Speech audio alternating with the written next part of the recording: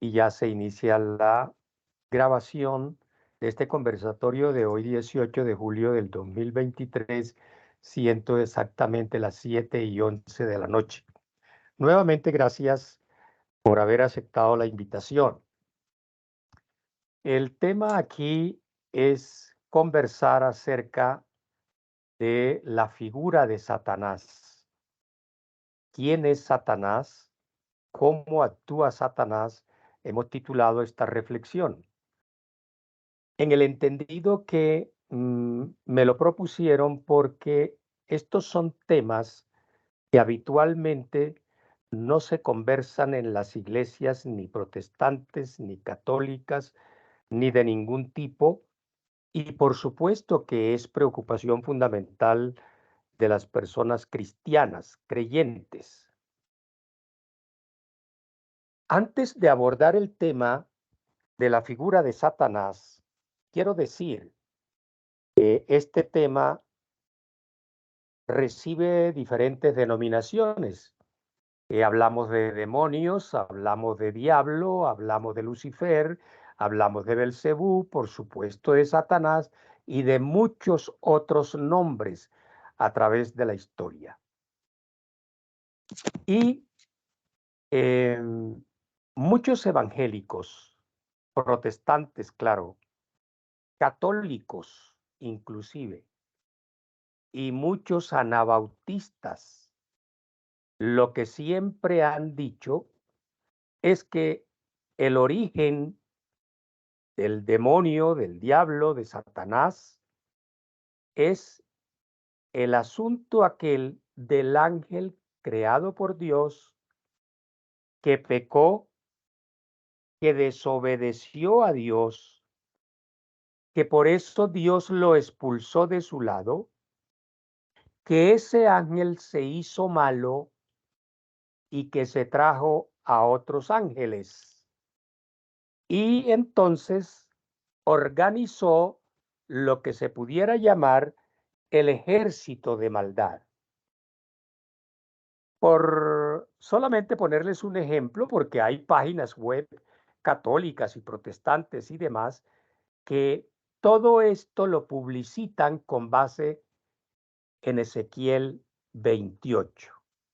La cita bíblica de Ezequiel 28, voy a tratar de compartir esta página web, ojalá que pueda, vamos a ver, vamos a intentar. Me dicen por favor si finalmente esa página se comparte. Vamos a ver un segundito, por favor ténganme paciencia, que no soy muy experto en esto.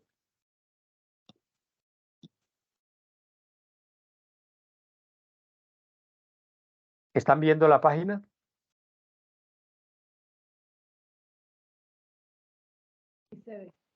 ¿Están viendo la página? Sí. Bueno, la página es de León Mar Parra y dice Dios te bendiga. Y como pueden observar ustedes en esa página web se dice el origen de Satanás, Ezequiel 28, 12, 19. Miren ustedes lo que dice en la introducción. Satanás, del verbo hebreo satán, significa enemigo, adversario, así como lo dice Primera de Reyes 11, 14, etcétera. Es decir, esa es una verdad, pero como lo vamos a ver más adelante, es una verdad incompleta. Y aquí dice origen de Satanás. ¿Cuál era la posición de Satanás antes de pecar, Ezequiel? ¿De qué manera Lucifer, miren este nombre, Lucifer, y miren cómo todo desarrolla este tema con base en Ezequiel 28? Entonces, me salgo de esta página en el entendido que ya ustedes vieron que efectivamente hay páginas web que esto lo tienen clarito. El origen del diablo es Ezequiel 28. Pero bueno, ¿qué dice Ezequiel 28, versos 12 en adelante? Dice,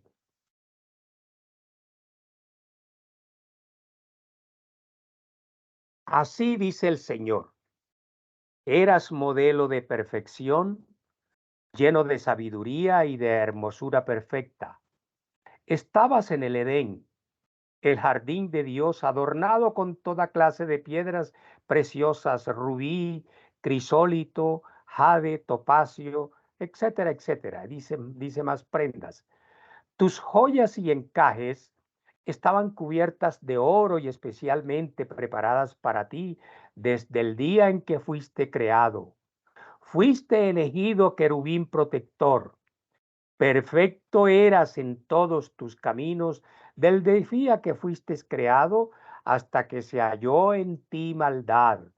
A causa de la multitud de tus contrataciones, fuiste lleno de inequidad y pecaste, por lo que yo te eché del monte de Dios y te arrojé dentro de las piedras, etcétera, etcétera. No lo voy a leer todo porque yo sé que ustedes lo han oído y leído. Pero lo que no se dice cuando se habla de Ezequiel 28 es lo que dice antes del verso 12. Más exactamente, dice el 11. El Señor me dirigió la palabra, está hablando Ezequiel. Hijo de hombre, entona una elegía al rey de Tiro, al rey de Tiro, y adviértele que, ahí está, lo que hemos leído a partir del verso 12. Eras modelo de perfección, lleno de sabiduría y de hermosura perfecta, etcétera, etcétera. Mis queridas amigas y amigos, estamos frente no al origen del diablo, ni del demonio, ni de Satanás, sino frente a una elegía. Es decir, estamos frente a una poesía que tiene un destinatario exacto y es el rey de Tiro, en contra del rey de Tiro, por supuesto. De manera que eso no es ningún origen del diablo.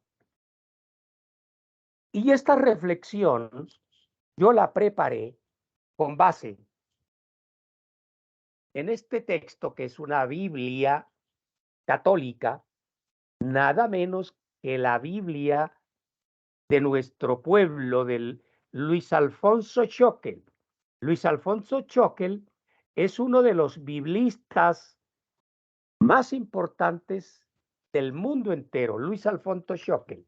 La preparé con base en esto, la preparé con base en la nueva versión internacional, porque esta es Biblia católica, esta es Biblia protestante evangélica, Biblia de estudio, nueva versión internacional. La preparé con base en el comentario bíblico contemporáneo, donde el editor del Antiguo Testamento es uno de los dos doctores en Antiguo Testamento de América Latina.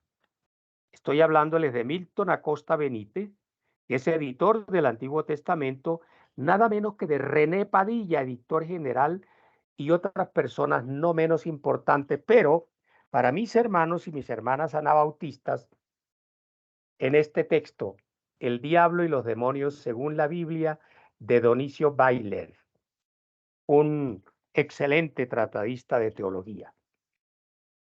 Entonces, si uno revisa el capítulo 28 desde el inicio de Ezequiel, puede perfectamente percatarse que todas las Biblias, tanto católicas como protestantes, titulan este capítulo no el origen del demonio ni el origen del diablo, sino profecía contra el rey de Tiro. Eso no es ningún origen de ningún diablo. Es un oráculo contra el rey de Tiro. Porque es que el mismo verso primero dice, vino a mí palabra de Jehová diciendo, hijo de hombre. Gracias por avisarme que había personas esperando en la sala. Hijo de hombre, di al príncipe de Tiro. ¿Di a quién? Al príncipe de Tiro. Esto va es contra el príncipe de Tiro. Así ha dicho el Señor, por cuanto se enalteció tu corazón y dijiste, yo soy un Dios. En el trono de Dios estoy sentado en medio de los mares, etcétera, etcétera.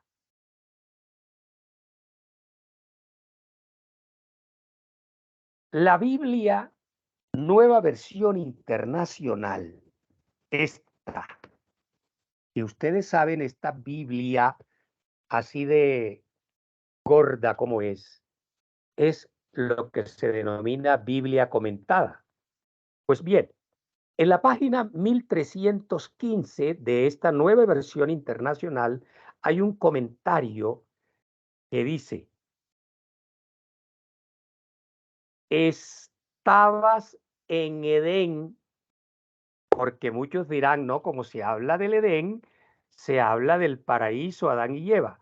Dice este comentario, Edén da a entender que el rey de Tiro estaba como Adán, no tenía absolutamente nada y ahora lo tiene todo.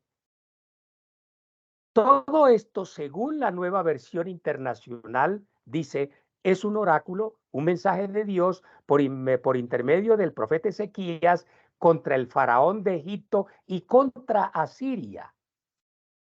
Estabas en el Edén, adornado con toda clase de piedras preciosas, rubí, etcétera, etcétera. Se pinta aquí, es al rey de Tiro con toda clase de joyas. A diferencia de Adán, que estaba desnudo, dice aquí mismo el comentarista de la nueva versión internacional, y agregan además que el rey es presentado como un sacerdote debidamente, pulcramente vestido y ordenado, como dice el verso 14. Estas 9 piedras eran de las 12 que usaban los sacerdotes, tal como se cuenta, saben ustedes, en Éxodo 28. La Biblia Septuaginta sí trae todas las piedras, las 12 piedras. Esta Biblia de Luis Alfonso Schockel dice, página 1160, por supuesto, Biblia también comentada, explica muy bien el contexto de este capítulo 28 de la actuación del rey de Tiro. Recordemos que el exilio de israelitas a Babilonia en manos de Nabucodonosor es un plan de Dios, dice Luis Alfonso Schockel, es un castigo, pero el rey de Tiro se resiste a que se los lleven a Babilonia, lo cual equivale a resistirse a los planes de Dios y por eso es mal visto por el profeta Ezequiel. Y en el comentario bíblico contemporáneo sobre este mismo tema, página 1035, se dice que el capítulo 28 de Ezequiel, desde el verso 1, se ven 2 cosas. Primero, oráculo de juicio y después un lamento fúnebre. Se dice aquí que es un lenguaje metafórico donde claramente el juicio es contra el rey de Tiro de la época que se llamaba Etbal II, años 585 y 573 antes de Cristo, por supuesto. En el verso al rey de Tiro se le trata como un simple mortal y en el verso 12 como rey. Y agrega este comentario que esta es una de las razones por las cuales muchos intérpretes separan las 2 partes del capítulo. Y atención a esto. Que lo primero es un juicio humano a un simple mortal rey de Tiro. Y lo segundo, la verdad sea dicha, es un lamento fúnebre dirigido al líder espiritual de la ciudad, que en ese momento es identificado como Satanás. Pero miren ustedes que el concepto es diferente. Una cosa es que este mensaje sea también como para Satanás, para el demonio, para el diablo, para el príncipe de las tinieblas, porque se le está comparando con el rey de Tiro, como efectivamente yo lo creo. Y otra cosa es que este Ezequiel 28, 12 y siguiente se refiera al origen del diablo. No es así. Y ahí mismo, ese comentario bíblico contemporáneo dice que lo que vemos en este capítulo es un resaltar el corazón arrogante, la belleza, el esplendor, la sabiduría, el comercio ilegal y explotador de oro por parte de ese rey malvado. Entonces la idea de un diablo de horrible apariencia, con cachos, con pezuñas, oliendo a azufre, se deriva es de la mitología pagana, pero no de la Biblia, porque en la mitología pagana sí se la identifica así, tanto es que ustedes colocan diablo en Google, Satanás, imagen, y les aparece toda esa figura con pezuñas largas, etcétera. Como se sabe, en Génesis 3:1 aparece cómo la serpiente hace pecar a Eva y luego a Adán, pero en ninguna parte de la Biblia se cuenta origen del diablo, origen de Satanás, origen del demonio. Pero, por supuesto, en la Biblia sí hay textos que se refieren al diablo y ahora vamos a verlos. Pero antes de llegar a esa parte, yo quiero decirles que en los libros que sí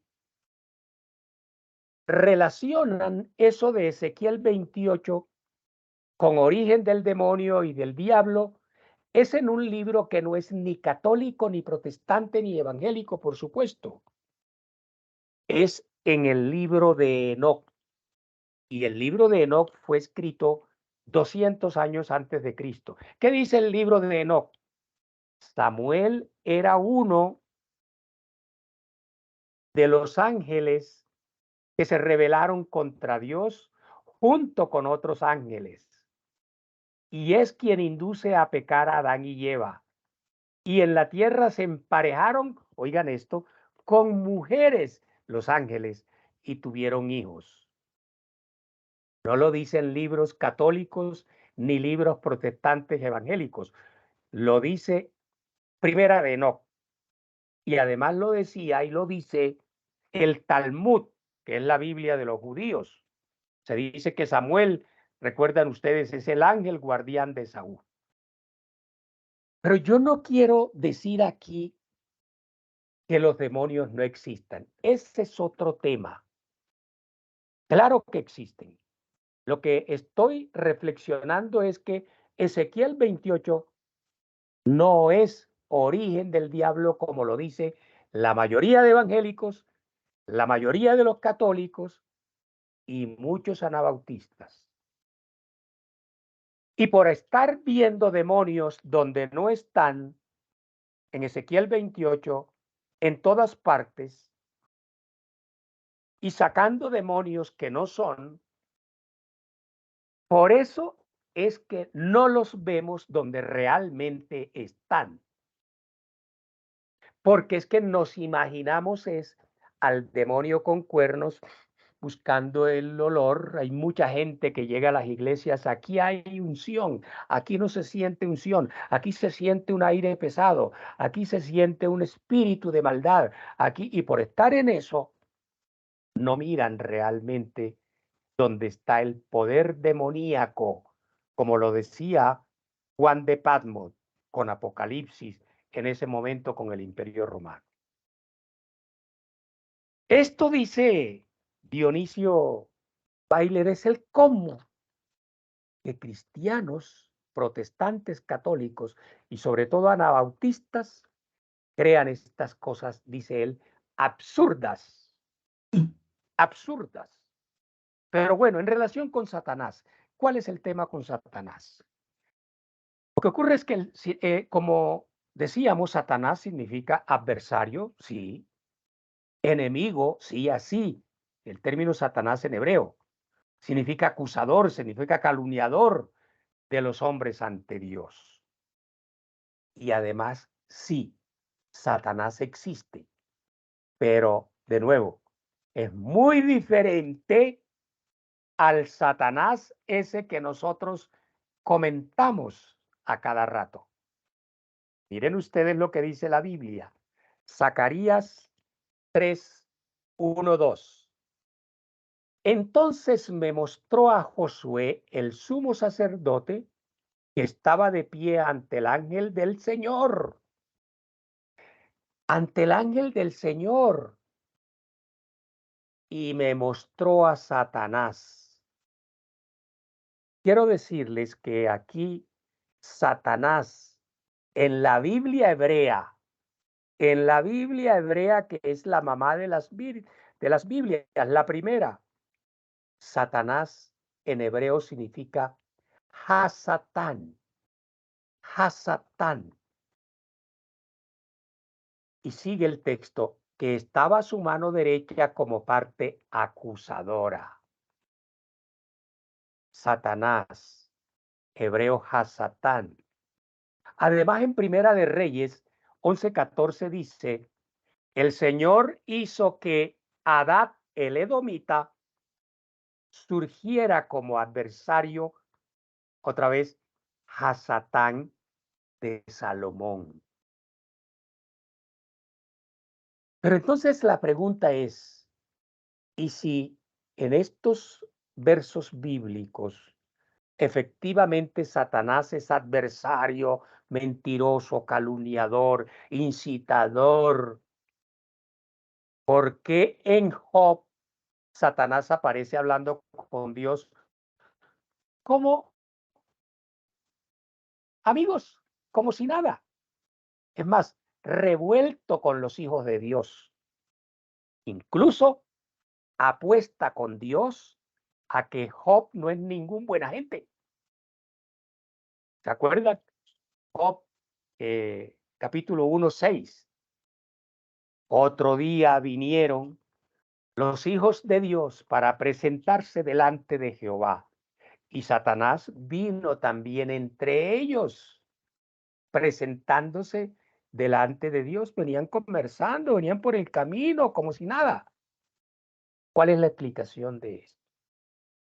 La explicación es que Satanás en hebreo, por supuesto, se traduce Hasatán, que significa obstaculizar, enemigo, adversario, pero en ese momento para los hebreos se le llamaba Hasatán a todo aquel que estuviera en contra de los planes de alguien, no solamente de los planes de Dios, sino de un vecino con el otro, del hijo con el padre, del primo con el primo.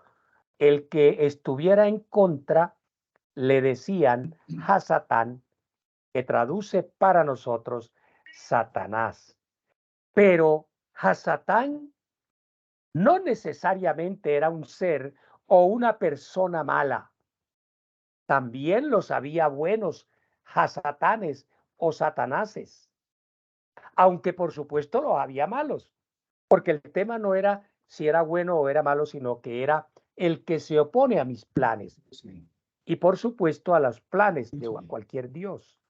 O sea, no era un simple ser malo, o al menos no con esa connotación que le damos nosotros hoy a Satanás, que lo hemos satanizado como un ser feo, pezuñas con cachos con olor a azufre.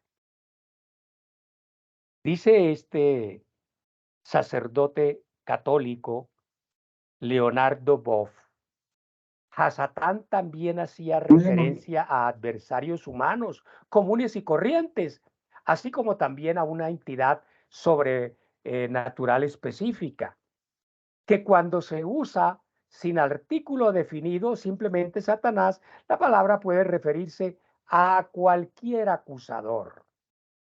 Dice, mire, Satán o diablo en latín, ahora vamos a ver cómo es ese tema, ha ido adquiriendo muchos significados, tanto buenos como malos, a lo largo de la historia. Tanto buenos como malos. Ejemplos en la Biblia de satanes buenos o malos.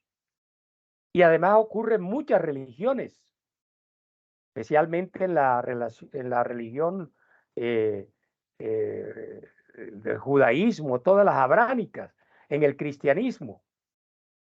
Y dice Leonardo Boff que al principio no fue así. Eh, a Satanás o Hasatán se le cuenta entre los hijos de Dios. Yo no creo tanto que se le cuente entre los hijos de Dios. Yo prefiero utilizar la palabra entre las criaturas de Dios. Pero ojo, porque estamos diciendo que los Hasatán hebreos no eran ni buenos ni malos, de manera pues que pudiera haber una cosa o la otra. ¿Ustedes se acuerdan que en Job 1:6 recibió de Dios la tarea de poner a prueba a los íntegros, ni siquiera a los pecadores como ustedes o como yo mismo, sino a los íntegros como Job? Dios le pone la tarea, ok, listo, ponlo a prueba a ver. Pero mucho cuidado, ¿ah? Y Job pierde todo, todo después de ser un tipo rico, íntegro, lo pierde todo menos la fe. Entonces, como Satanás no necesariamente significa ese personaje contrario a Dios, es que en textos como los de Job se dice que vienen los hijos de Dios conversando con Satanás en compañía de Satanás. Aquí Satanás es sencillamente un ser que está en contra de los dichos de Dios, en contra de los hijos de Dios, en contra de Job. Pero obviamente para nosotros eso es supremamente grave hoy y sigue siendo. En ese momento no. Para los hebreos de ese momento no. Entonces, ¿qué fue lo que realmente pasó? Dice un ex sacerdote, doctor en Biblia y en Antiguo Testamento, un ex sacerdote con el cual coincido en muchas cosas, no en todas, pero él dice que los israelitas siempre creyeron que los males, las desgracias, la muerte, todo lo malo, nada de eso podía venir de Dios, porque Dios era todo amor, todo dulzura, todo lo bueno, que todo eso venía o tenía que venir, era de fuerzas malignas, ellos le llamaban espíritus impuros o demonios. Y que además lo lógico era que estuvieran gobernados por un jefe supremo, por un diablo, por un Satanás, por un Lucifer, por un Belcebú. Y como ese era el pan de cada día en todos los pueblos vecinos de Israel, Israel y los escritores bíblicos reciben toda la influencia de esta mitología y la adecuaron a sus propias creencias, dividiendo lo bueno, lo malo, Dios, Satanás, diablo, etcétera, espíritus impuros, espíritus puros. Por eso, todo lo que aparece en el Antiguo Testamento de Bien, alguna señor, qué manera, bueno escucharlo, hombre. Alberto, ciérrate el micrófono, hermano, por favor. Sí. Por eso, miren, todo lo que aparece en el Antiguo Testamento, Biblia protestante o Biblia católica, ya existía en otros relatos de la antigua Babilonia, egipcio y tal. Lo nuestro no es ninguna novedad. Nuestros escritores bíblicos lo adecuaron, influenciados por el politeísmo de la época, lo adecuaron a su monoteísmo. Sí. Dice este mismo señor Ariel Álvarez que cuando los israelitas son invadidos por los griegos, Alejandro Magno les llevó su cultura griega, pero su mitología sobre demonios y seres espirituales que la llevaron los griegos eran profanas para los israelitas. Los israelitas dijeron no, lo que sea, pero esas creencias no están con nosotros. Por eso las creencias de los judíos Sí. son diferentes. Las creencias de los griegos, de todos esos espíritus y demonios, eran casi divinos. Estaban más o menos a la misma categoría Sí. de dioses. Los judíos no aceptaron eso. ¿Por qué? Porque para los judíos solamente existía un solo Dios Pues mire, verdadero, cuadre con Yahvé. él qué horario le queda Alberto, mejor y nosotros Alberto, estamos dispuestos a recibirlo, a brindarle un Alberto, refrigerio, a pagarle no porque no tenemos recursos, pero sí, claro, claro, Albertico, apaga el micrófono, por favor. sí, claro, sí. Bueno, incluso dijeron, no, señor, Uy, listo, me parece los demonios, espectacular, hermano, claro que sí. Alberto, el micrófono, por favor. Los judíos dijeron, los demonios Al, incluso son criaturas inferiores, creadas incluso por Dios. ¿Ustedes saben lo que es eso? a la inducción, sí, señor. Sí. Eso hoy lo discuten muchos cristianos de todas las corrientes. Claro que sí. Gracias, profe. Muy bien. Pero Felicitaciones. en todo caso, Alberto, Chao, pues. apágate el micrófono, hermano, que hemos oído toda tu conversación.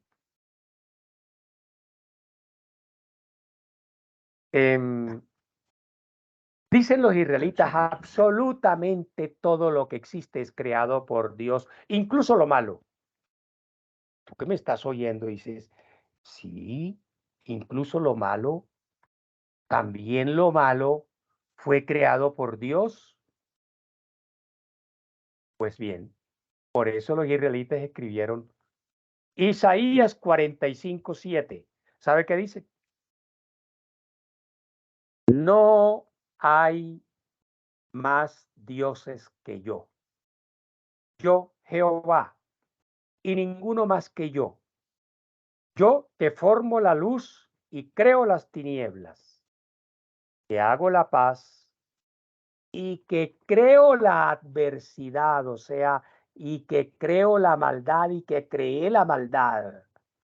Yo, Jehová, soy el que todo hago, el que hago todo esto. Este sacerdote Leonardo Boff dice que en el año 587, siglo IV,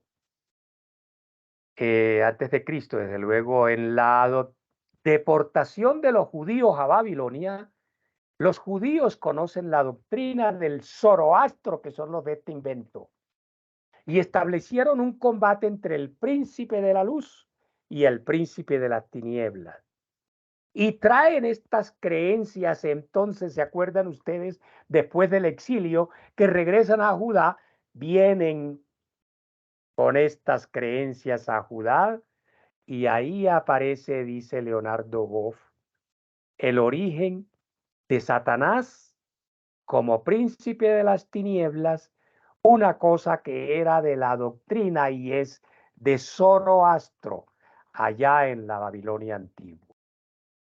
El gran acusador, el gran adversario que induce a los seres humanos a actos de maldad. Y después se produce obviamente el enfrentamiento entre Dios y Satán. Y también Leonardo Boff dice, miren, es Enoc, el libro de Enoc del siglo II, que hace referencia a la revuelta de los ángeles dirigidos por Satán, Lucifer, contra Dios, porque fueron expulsados del cielo y enviados al infierno. Es decir, yo no me estoy inventando eso del libro de Enoc. También lo dice Ariel Álvarez y también lo dice Leonardo Boff. Números, capítulo 22, verso 22, dice Leonardo Boff. En este versículo, el ángel de Dios es un adversario. La palabra no es adversario, sino Sahatán, un adversario para Balán. Pero en Números capítulo 22, 10 versos después, 32, la frase, yo he salido para resistirte, Sahatán, es la traducción al español de una frase hebrea que dice literalmente, yo he salido como adversario tuyo, o sea, como Satán o Sahatán tuyo. Aquí el adversario es un ángel de Dios. De nuevo, porque Hasatán no era ni bueno ni nada, ni malo, sino un contrario a los planes. Entonces, bueno, van a ver muchas citas bíblicas. Por aquí tengo segunda de Samuel 19:22, primera de Reyes 5:4, Reyes 11:14, donde se habla de Satanás, o sea, de Hasatán en hebreo, que una vez es bueno y en otros versos hace de malo. Pura ambiente hebreo. Entonces es el miedo. Fue el miedo lo que condujo y sigue conduciendo a la conversión, al cristianismo, a creer en Dios, el miedo, con mucha gente, no es el caso de ustedes ni el mío, pero mucha gente se convierte por miedo al diablo, al demonio, a Satanás. Y eso no es un invento mío. Dice Leonardo Boff que eso lo dijo por primera vez un historiador francés de nombre Jean Delumeau.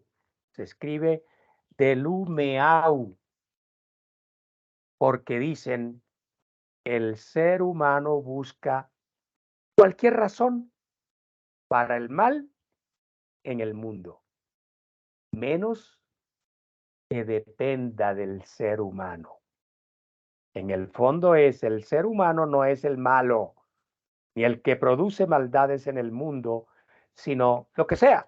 Por ejemplo, Satán, el demonio, el diablo me tentó. Todo el mundo es culpable, menos el ser humano, dice Jean Delumeau. Entonces tenemos una grande dificultad para asumir nuestra propia responsabilidad en lo que creemos que es una penetración demoníaca de los hermanos en la iglesia, de las hermanas en la iglesia, de no sé quién. No, es el mismo ser humano.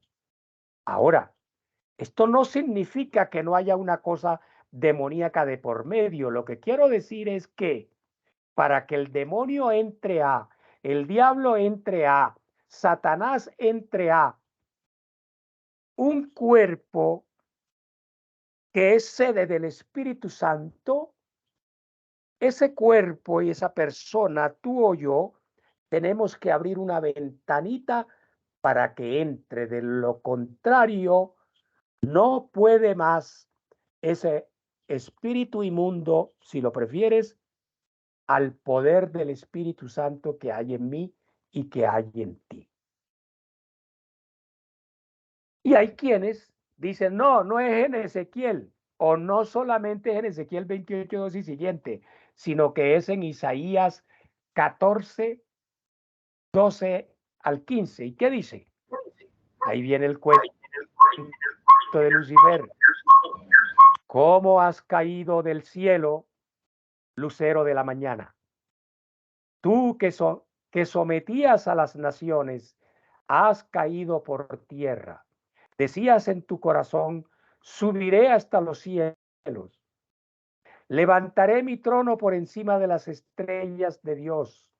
Gobernaré desde el extremo norte en el monte de la reunión. Subiré a la cresta de las más altas nubes. Seré semejante al Altísimo, pero has sido arrojado al sepulcro, a lo más profundo de la fosa.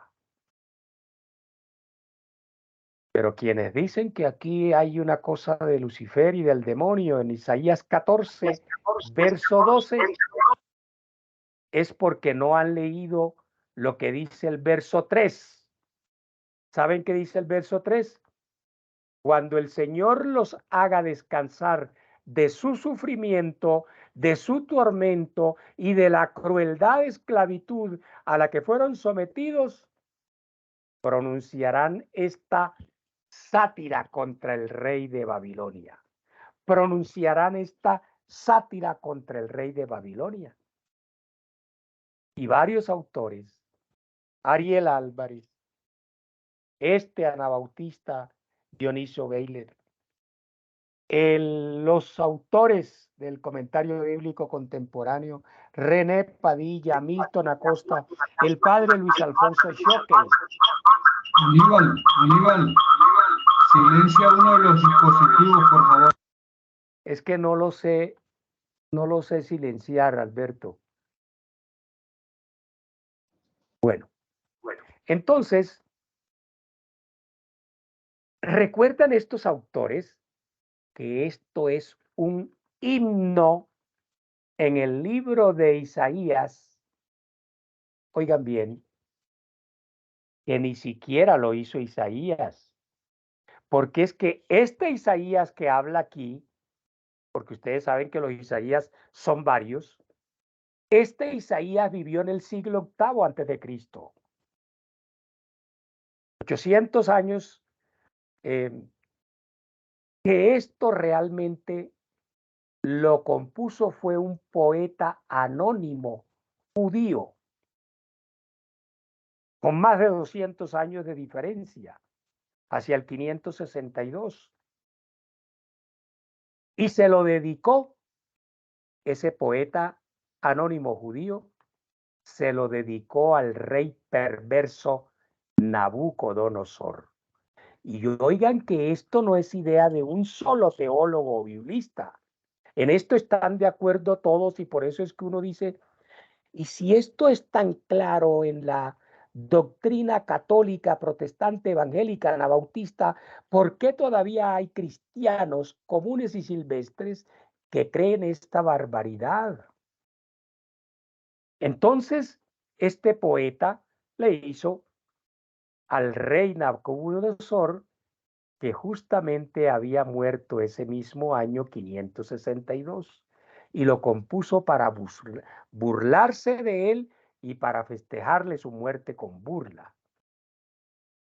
Dice Ariel Álvarez, el ex sacerdote, que el poema gustó tanto en ese momento que posteriormente fue incluido en el libro de Isaías. El poeta, en este himno, en son de burla, le llama lucero al rey Nabucodonosor. Y como ustedes saben, lucero era el nombre que se le daba en ese momento al planeta Venus. ¿Cómo se le llamaba en hebreo? Elel, con H. Elel, que significa brillante. Este lucero era considerado el mejor de los luceros de la época, el más importante porque salía antes del amanecer, en la aurora. Aparecía el más brillante de los luceros y por ahí salía el sol. Y como ustedes saben, en Babilonia adoraban a Venus como a un dios. Por eso esos otros nombres: estrella de la mañana, portador de luz, astro resplandeciente o lucero de la aurora. El poeta creía que Nabucodonosor se creía un dios y por eso le compuso la poesía esa para burlarse de él. Por eso miren ustedes, vamos a atar cabos, a hilar. Por eso es que alrededor del año 50, ya después de Jesús, esta historia aparece en otro libro apócrifo, es decir, no católico ni protestante, el segundo libro de Enoc. Segundo libro de Enoc, capítulo 11, versos del 37 al 39. Y de esta interpretación satánica del himno de Isaías, ¿quién lo creyera? ¿Quién lo creyera? Van a hablar padres de la iglesia, filósofos, Tertuliano, Orígenes, en el siglo III, y el mismo San Agustín en el mismo siglo IV, están absolutamente convencidos, y eso es lo que viene arrastrando nuestra madre Iglesia Católica, absolutamente convencidos que el lucero ese del que habla Isaías 14 es el diablo expulsado de la presencia de Dios. Pero miren ustedes, hasta el siglo IV no hay lío. El himno era asociado. Pero la Biblia se leía en hebreo, lucero elel. Y ocurre que la Biblia después hebrea es traducida al griego Septuaginta, donde lucero va a significar eósforos, eósforos. Pero ya para esa época, siglo IV, no se hablaba tanto hebreo, ni siquiera griego, sino que se hablaba era el latín, era lo que estaba en el auge. En el año 383, el Papa Dámaso le pide al santo este importante para la Iglesia Católica y la historia de la Iglesia, San Jerónimo, a Jerónimo, el famoso San Jerónimo, que tradujera la Biblia griega, o sea, la Septuaginta, que había sido traducida del hebreo, por supuesto, al griego. El Papa le pide a Jerónimo, traduzca por favor al latín, que es el lenguaje de moda, la Biblia.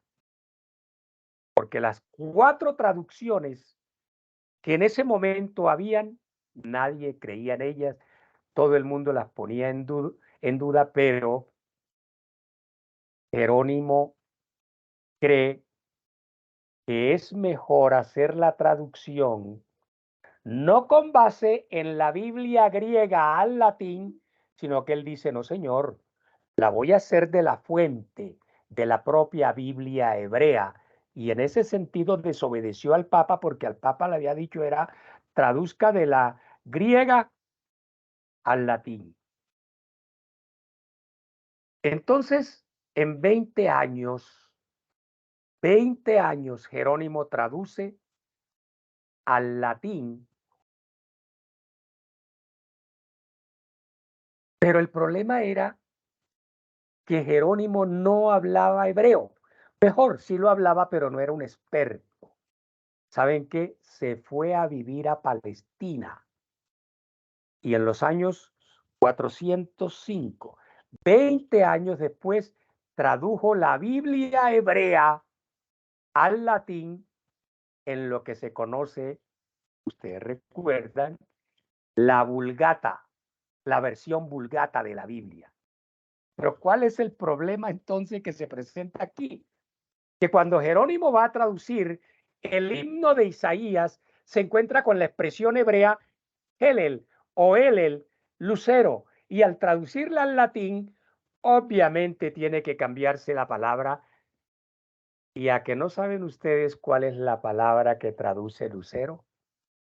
Lucifer, que es la traducción correcta de Helel, hebreo, al latín. Entonces el asunto es que la traducción latina del diablo quedó siendo Lucifer. Y Lucifer, como ya lo vimos, significa es portador de luz. ¿Será Lucifer portador de luz? Y Nabucodonosor no era ningún portador de luz. Si portaba algo era la maldad. Pero claro, todo esto lo coge el arte y la poesía y estos famosos como el italiano Dante Alighieri en la Divina Comedia, y entonces ahí ve y pinta al diablo Lucifer. Lucifer, y lo describe como el de 3 cabezas, recuerdan ustedes. También lo hace este poeta romano Virgilio, cuando le dice al diablo Lucifer como príncipe de todo el mal.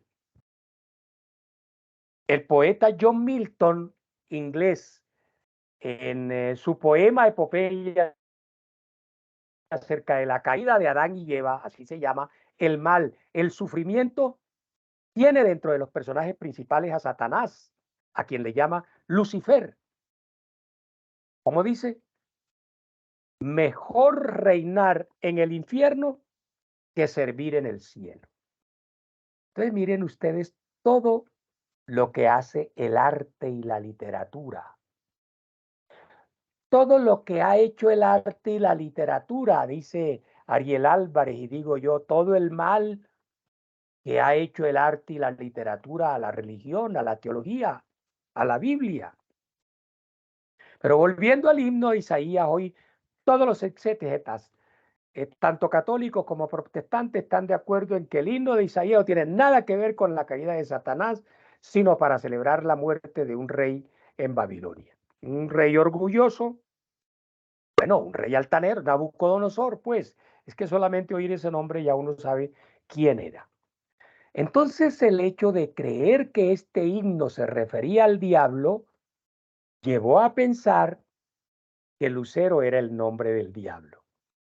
Y como en Lucero, en latín se dice Lucifer, al diablo se le comenzó a llamar Lucifer hasta esta tarde.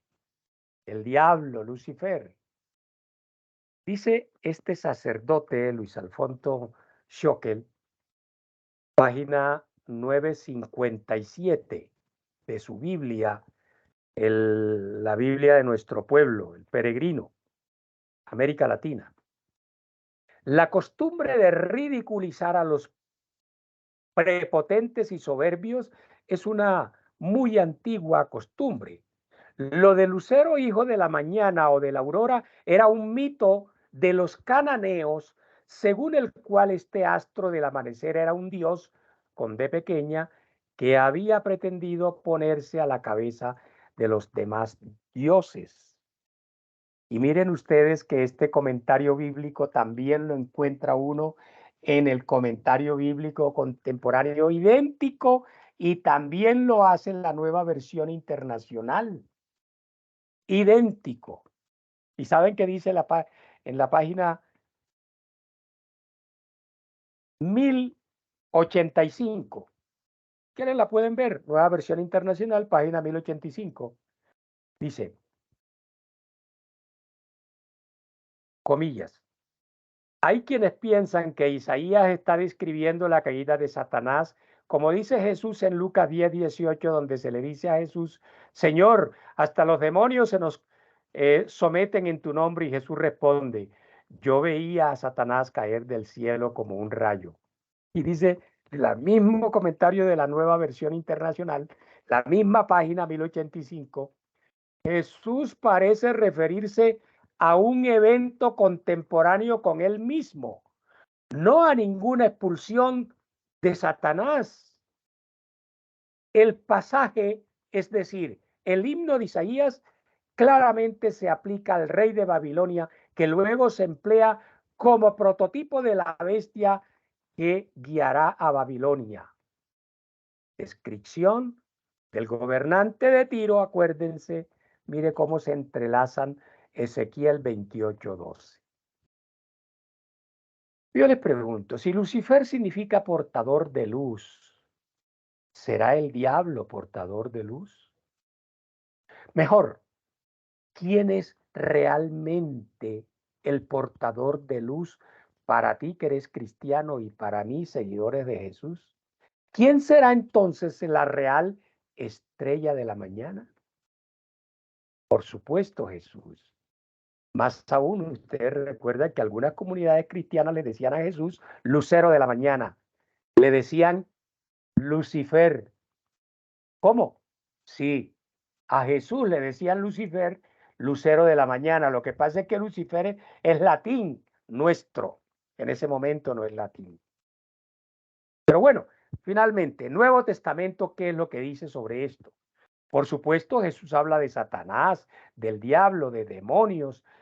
Por ejemplo, en Mateo 4, el Espíritu llevó a Jesús al desierto, las tentaciones, a que se viera con el diablo. Por ejemplo, Juan 8:44, ustedes son hijos de su padre el diablo. Por ejemplo, en Lucas 8:2, María, que llamaban la Magdalena, la que le habían sacado 7 demonios. Y muchas, pero muchas citas bíblicas donde Jesús habla. En Lucas, en Efesios, en Marcos, en muchas se refiere al diablo, al demonio, a Satanás. Pero en ninguno se habla del origen del diablo ni del origen de Satanás. Dice un teólogo católico muy importante, no recuerdo en este momento el nombre, tal vez de la Serna, la imagen de Satanás, Jesús se la aplica a Pedro cuando lo invita a no seguir el camino de la cruz. ¿Cómo se te ocurre, Señor, que tú te vas a morir? El diablo entonces parece indicar una fuerza interior que hay en Pedro que invitan tentación, tientan, o que provocan a apartarse de los planes de Dios. Y por eso se acuerdan ustedes, Jesús le dice a Pedro, ¿que qué, Pedro? No, que cómo así que tú vas a morir. Apártate, Satanás. Miren que la connotación de Satanás de ayer, Sahatán, no es la connotación. Vaya usted a decirle a un hermano de la iglesia católico o protestante, Satanás, para que vean el pleito de pleitos. Pero a Pedrito, a Pedro, al propio Pedro, Jesús le dice, apártate, Satanás.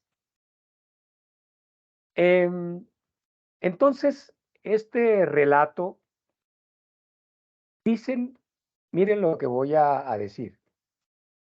Algunos teólogos, yo no estoy absolutamente convencido de eso, pero no me parece descabellada la teoría.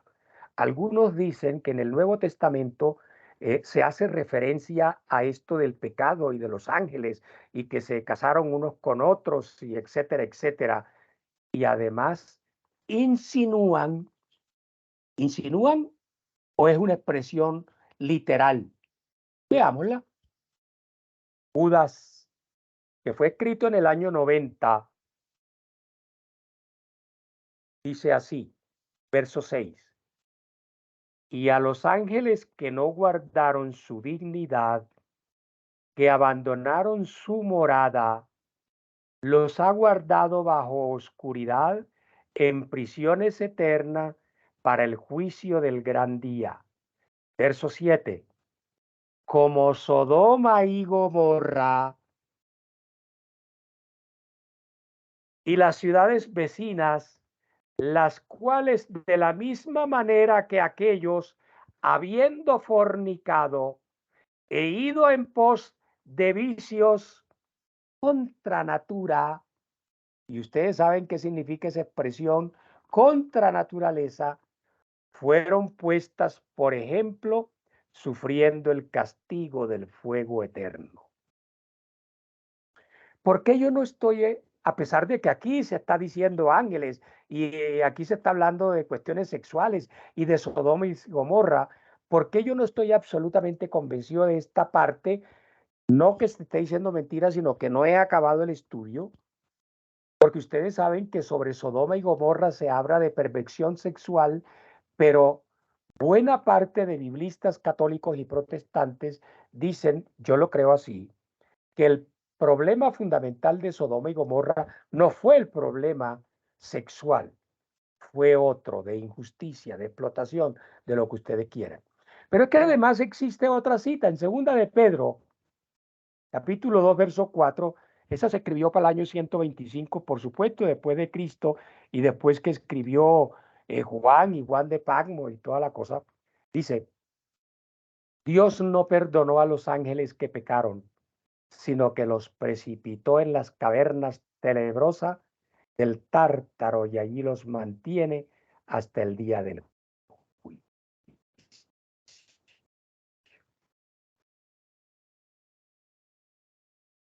Pero independientemente de todas esas historias, leyendas, mitos, lo debe quedar claro, y esto no es de mi cosecha, esto me lo copié del comentario bíblico, un señor Tatangelo.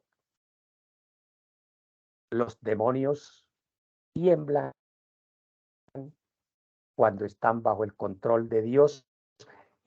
Los demonios tiemblan, están bajo el control de Dios. Eso no es bíblico exactamente, literal, es un comentario que no me parece descabellado y que yo comparto. Es más, el mismo comentario bíblico es que lo raro es que cuando el demonio aparece en las Escrituras y en el Nuevo Testamento, parece que solo fuera para testificar que Dios, que Jesús existe, para testificar como Jesús. Marcos 5, un hombre poseído por espíritu maligno, ¿se acuerdan ustedes? ¿Cómo te llamas? Le dice Jesús. Me llamo Legión, porque somos muchos. Miren, no es que los espíritus malignos y que el demonio no existan, pero el contexto de este verso de Marcos 5, Legión, es que Legión se le llamaba a un escuadrón de soldados del ejército romano. Y este texto, dicen comentaristas bíblicos de todas las orillas, está asimilando demonio con legión, que era el poderío militar romano. Acuérdense de Juan de Patmos y de Apocalipsis, que es, ¿qué denuncia Juan de Patmos con Apocalipsis y qué decía Juan de Patmos de la legión y del poderío romano? Este teólogo católico Eduardo de la Serna dice que en Marcos 5, que fue escrito en pleno conflicto con los romanos, los demonios tienen toda la apariencia del ejército del Imperio Romano. Son legión, no pueden dominar y están a la orden de Jesús. Se trasladan a los cerdos. La legión se llamaba Fretensis, que combatió, oigan bien, hubo una legión, Fretensi, que combatió en una región que se llama Jereza. ¿Se acuerdan de Jereza? Jerezano, donde se utiliza el cerdo. Muy bien, eso no es así. Solomón está en las prácticas esotéricas, en las prácticas paranormales de la niña con la muñequita, en la ouija, y es que las posesiones demoníacas, cuando pudieran ser, como evidentemente son, creo yo, problemas psiquiátricos o enfermedades mentales. Yo no entiendo que el diablo no exista, el demonio no exista. Lo que pasa es que no lo sabemos identificar y cuando hablamos de él, hablamos de él cuando no tiene, en la mayoría de los casos, nada que ver. Entonces estas personas olvidan que diablo significa enemigo, obstáculo de planes. Y este enemigo de planes puede ser cualquier persona, María, Pedro, Aníbal, Alberto, que no acepta la voluntad de Dios en un momento dado. ¿Cómo se ocurre, Aníbal, Alberto? Yo siempre acepto la voluntad de Dios. No, es que yo, de pronto se hacen llamar cristianas, no aceptaban la voluntad de Dios. ¿Cuál es Dios?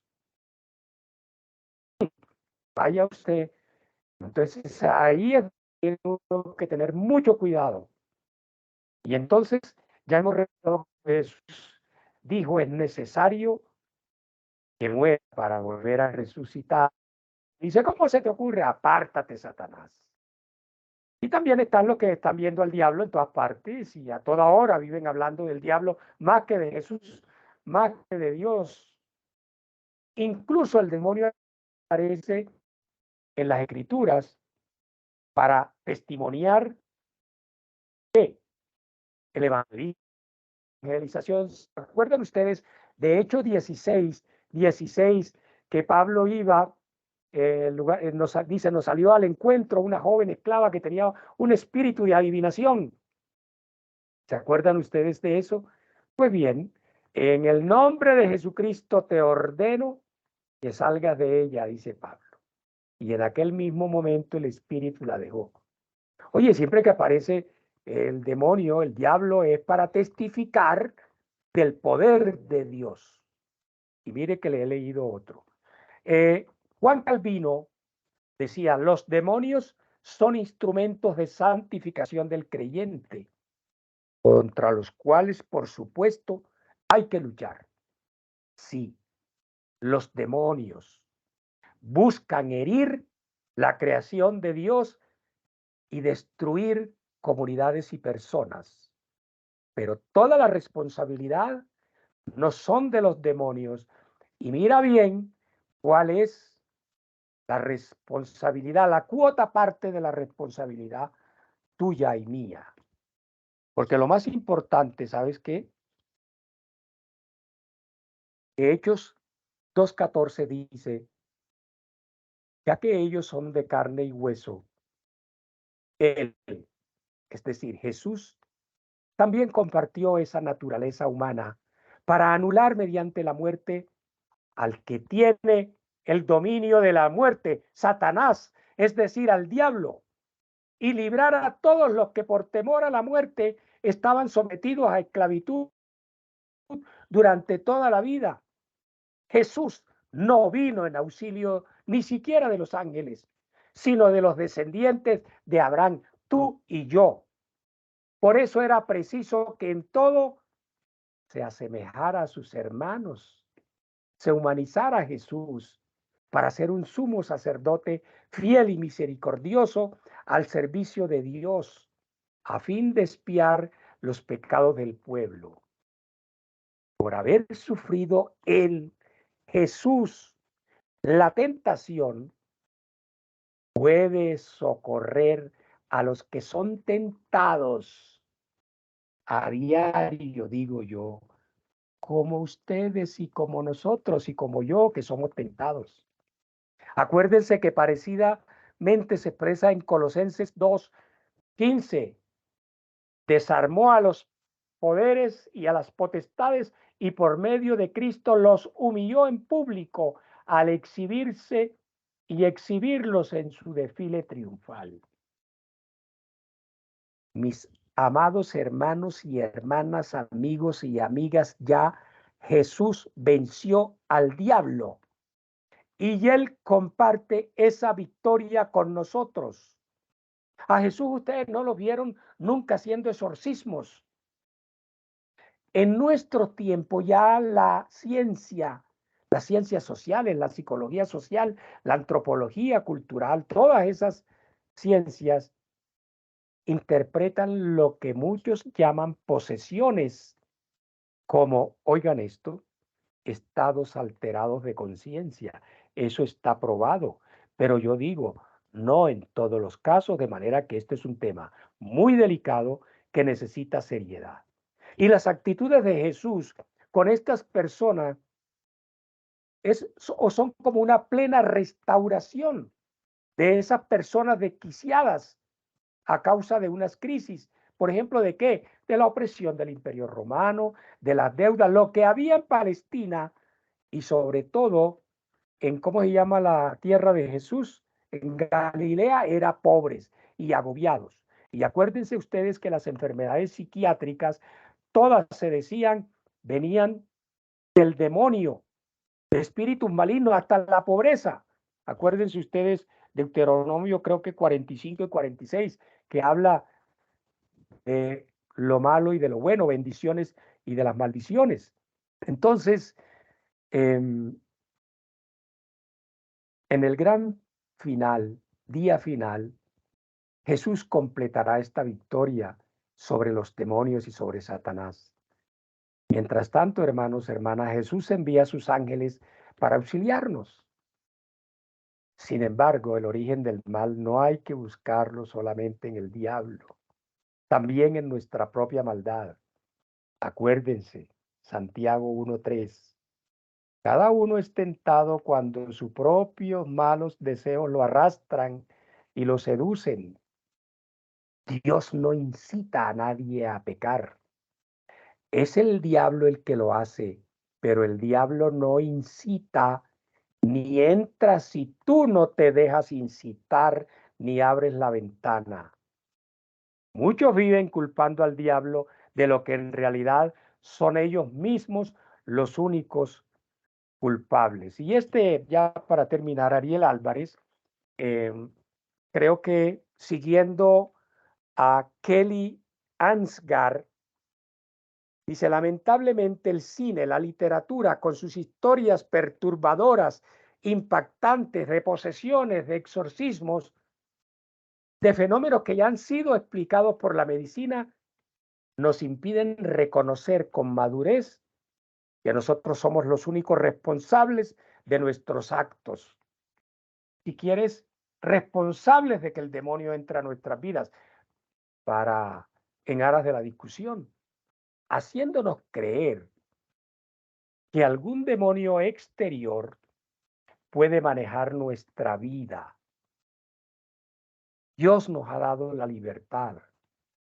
Y solo cuando permitimos que nos engañe el engañador, nos volvemos dependientes del diablo. Mientras tanto, no. Acuérdense, si conocen la verdad los hará libres. Y este tipo es el engañador.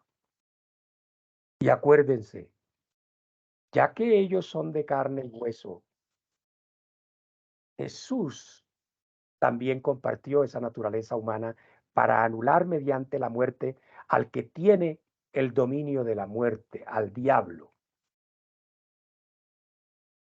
Satanás tiene el poder de la muerte solo hasta donde induce a pecar, tienta, pero es decisión tuya y mía dejarnos inducir. El diablo o el mal es tentación, solo tentación. Pero si nosotros nos mantenemos firmes en nuestra fe y en nuestro Jesús y en nuestro Espíritu Santo, vencemos el mal, porque ya el mal fue vencido por Jesús. Cristo Jesús venció al diablo, a Satanás, a la muerte, y esa es nuestra fe, y esa es nuestra esperanza. Salmo 44:5. Por ti derrotamos a nuestros enemigos. En tu nombre aplastamos a nuestros agresores. Muy bien, eso era la reflexión que quería compartirles. Oigo comentarios, lo que quieran complementar, etcétera.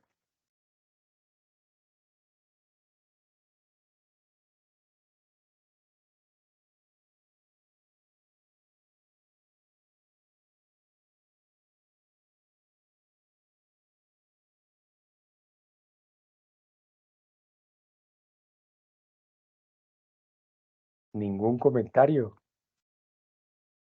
Sí, buenas noches. No, pues hermano, lo que pasa es que como eso de demonología y angeología, eso es medio complicado y tu exposición fue bastante extensa.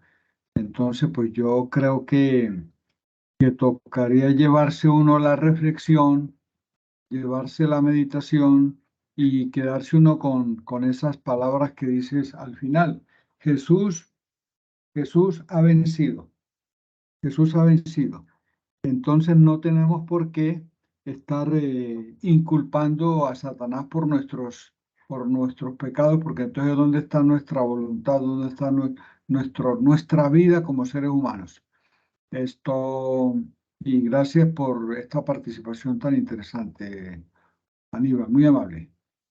Gracias, Pastor Alberto. ¿Algún comentario adicional?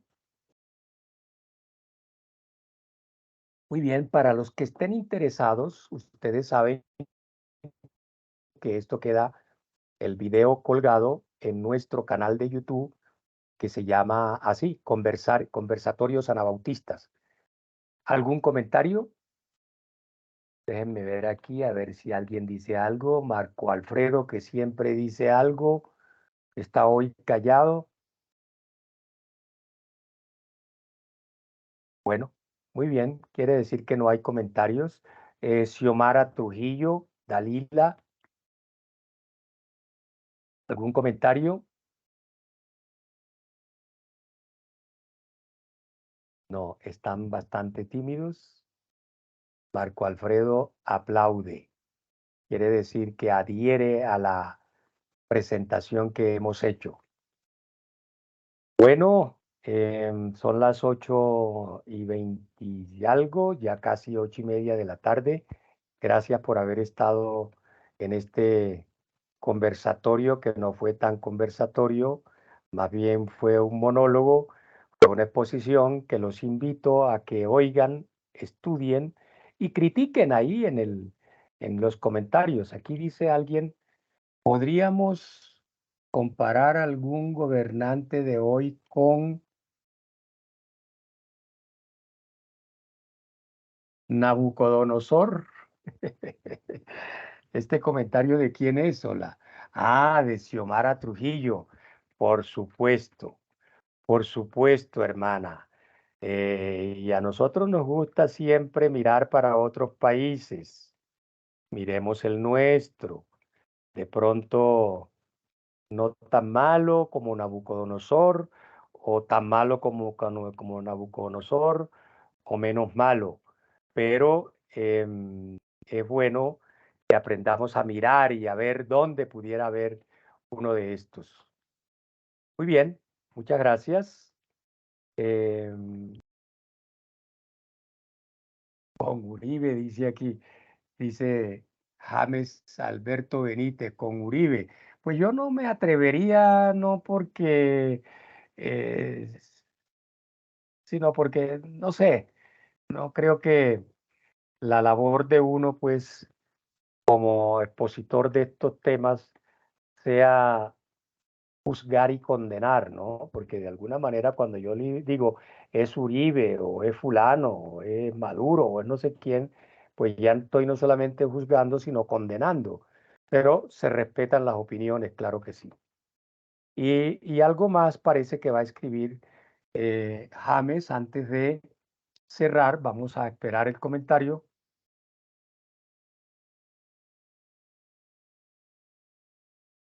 Bueno, creo que lo vamos a ver entonces.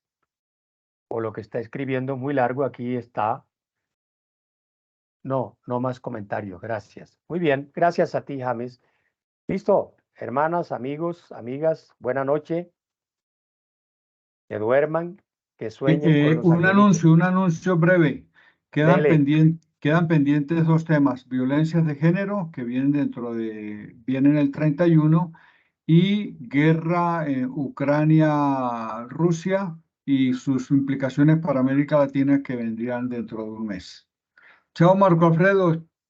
Seguimos Oiga, en Marco contacto. Alfredo, Alberto, Sí, déjame decir, subrayar que este tema de la guerra Rusia-Ucrania es supremamente interesante porque nosotros solo recibimos información de Occidente, de un lado, y es bueno saber lo que está pasando. Pero se te olvidó, Albertico, el otro tema, la sí. inerrancia de la Biblia. Ah, ¿Tiene sí, la señor. Biblia errores? Sí, señor. ¿Tiene la Biblia errores? Ojo con la respuesta, sí. Bueno, ¿cuáles son? Entonces, esos tres temas son interesantes. Que pasen buena noche, Marco Alfredo y Bueno, demás hermanas y hermanos. chao, Marco Alfredo. Chao. Dios lo bendiga.